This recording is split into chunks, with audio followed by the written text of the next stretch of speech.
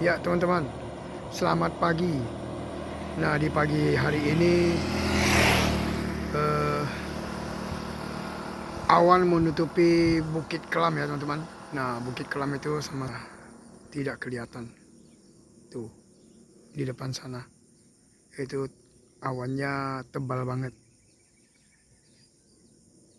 Biasanya Bukit Kelam itu nampak semua dari sini teman-teman. Ini adalah jalan sekitaran Taok ya teman-teman ya. Sekitaran Merpak lah, simpang Merpak.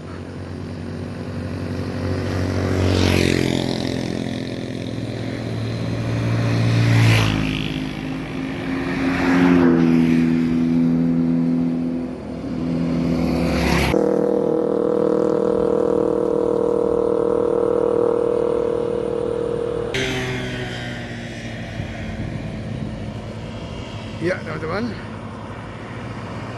oke, saja nggak nampak sekali ya teman-teman ya untuk Bukit Kelamnya ya. Sedikit pun juga nggak nampak ini, habis ditutup oleh awan semua.